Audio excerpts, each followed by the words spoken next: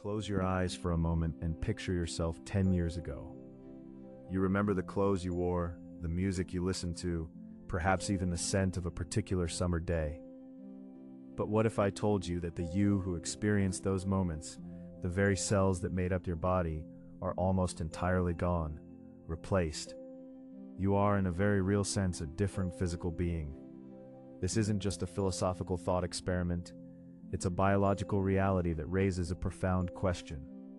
If your body rebuilds itself almost entirely every 7 to 10 years, are you really the same person you were a decade ago?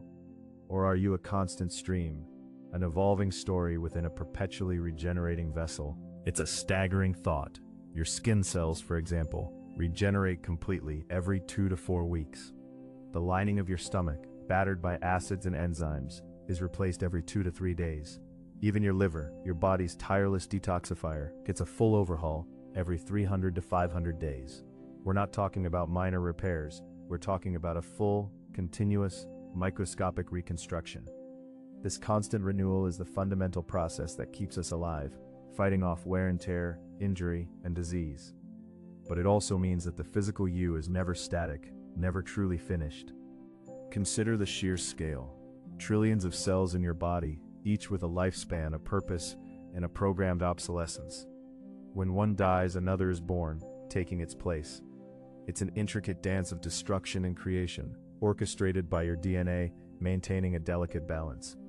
This constant turnover means that over a typical human lifespan, you could theoretically build several entirely new bodies, cell by cell, without ever truly dying in the cellular sense. But if the material components are constantly swapping out, where does the you reside? Is identity just a pattern, a blueprint that's rebuilt anew? Now, not all cells regenerate at the same rate. Some are incredibly stable.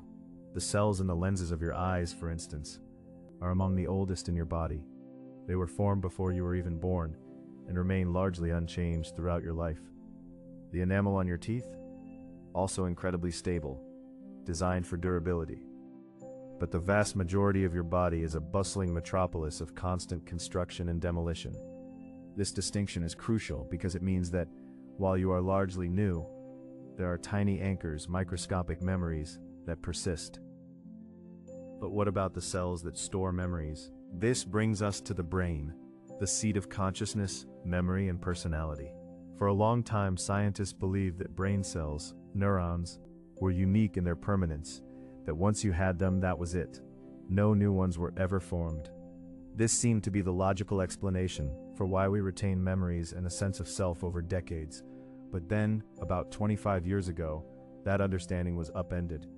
It turns out neurogenesis, the birth of new neurons, does occur in certain areas of the adult brain, particularly in the hippocampus, a region critical for learning and memory formation.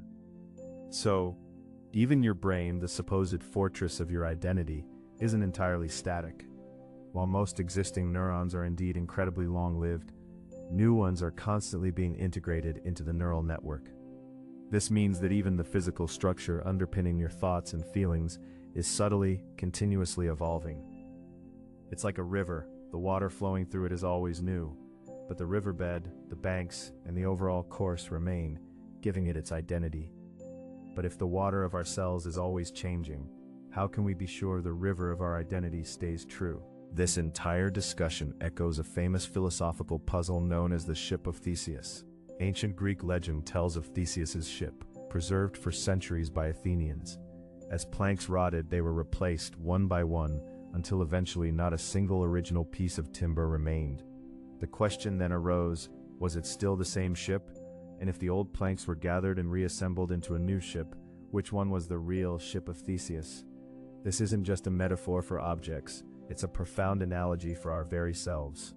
From a purely biological standpoint, one might argue that your identity lies in your DNA. After all, your genetic code is the master blueprint that directs the continuous regeneration of your cells. It's the instruction manual that ensures your new liver cells know how to be liver cells, and your new skin cells match your existing skin tone. Your DNA remains largely constant throughout your life, an enduring script even as the actors, your cells, change roles. So are you your DNA? If so, Identical twins with identical DNA would be the same person. The you we talk about, the one with opinions, memories, dreams, and fears, isn't just a collection of cells or a DNA sequence. It's the incredibly complex emergent property of all those components working together. It's the patterns, the connections, the information that persists even as the physical medium changes. Think of a melody. The individual notes change, but the sequence, the rhythm, the harmony, that's what makes it the song. But how do these intangible patterns, these melodies of self, remain constant when their physical instruments are replaced? One way to look at it is through the lens of continuity. You are a process, not an object. Like a flame, it's always consuming new fuel and emitting new light, but we call it the same flame. Your cells are constantly being replaced, but the organization of those cells, the intricate network of your body systems, and crucially the information stored within them, strives for continuity. Your memories, your learned skills, your personality traits, they are not stored in single cells, but in the complex relationships and patterns between billions of them.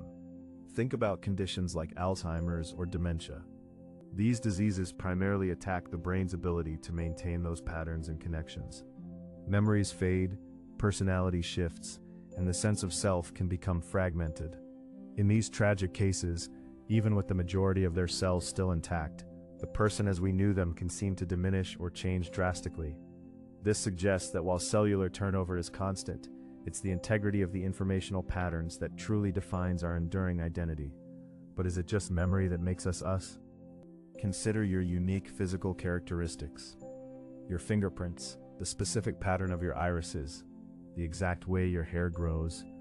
These are all determined by your DNA, but they are also incredibly stable structures, maintained by that constant cellular renewal. Your body recreates these unique patterns again and again. The physical you is therefore a dynamic blueprint, constantly being executed, but its fundamental design persists. But what about the non-physical aspects, the parts that make you, beyond skin deep? This is where the psychological aspect comes in.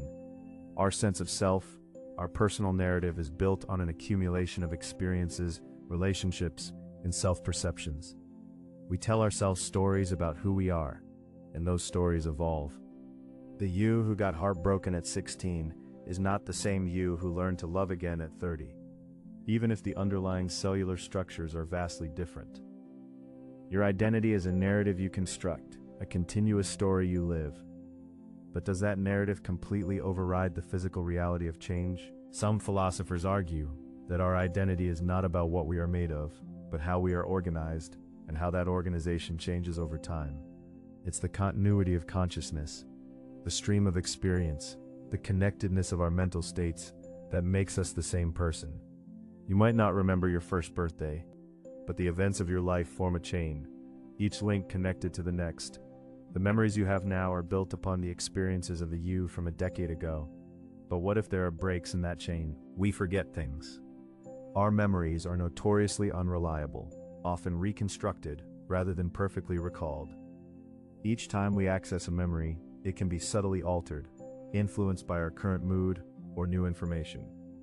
So even the very links in our chain of consciousness aren't perfectly stable.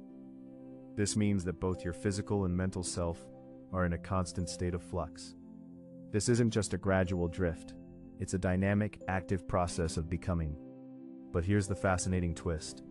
This constant renewal isn't just about maintenance, it's about adaptation. This continuous cellular turnover isn't a design flaw, it's a feature.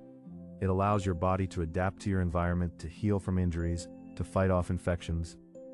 Your immune cells, for instance, are constantly learning and adapting to new threats. It allows your brain to integrate new experiences and learn new skills, even in old age. The new cells aren't just copies, they're often improved copies, carrying the lessons learned by their predecessors. You are not just being rebuilt, you are being upgraded. Think of someone who starts a rigorous exercise routine. Their muscles grow stronger, their cardiovascular system becomes more efficient. This isn't just about existing cells getting bigger, it's about a massive cellular reconstruction, with new muscle fibers, new mitochondria, and new blood vessels being formed. The you who finishes a marathon is physically a different person from the you who started training, even just a few months prior. This highlights that identity isn't just about sameness, but about growth and transformation. So, the question, are you the same person, becomes less about a static entity and more about a continuous, flowing process. You are the river, always flowing, always changing its waters, but maintaining its course and carving its unique path through the landscape of time. Your identity is a blend of persistence and change, a dance between your enduring blueprint and your dynamic adaptation. It's about the information that persists, the patterns that are recreated, and the narrative that you continue to write. The cells of your hand are renewed, but the unique way you grip a pen, the subtle tremor in your fingers, the muscle memory of playing a piano, those patterns endure, being expressed by new cells. You are not a photograph, you are a movie, constantly unfolding, constantly being edited, but with a coherent plot and character arc. Ultimately, your identity isn't a single unchanging thing, it's a living, breathing, evolving phenomenon. It's the sum of your experiences, your choices, your relationships, and the unique way your consciousness navigates the world, all built upon a foundation of constantly regenerating biological material. The you of today is a testament to incredible biological resilience and the enduring power of your unique narrative. You are a testament to the fact that change is not the enemy of identity, but its very engine. You are a continuously updated edition of an enduring story, a new performance of a familiar play. Every cell, every thought, every memory is a transient note in the symphony of who you are, constantly replaced, yet contributing to the unchanging melody of your being. So the next time you look in the mirror, remember that you're seeing not just who you are now, but a snapshot in a perpetual miraculous transformation.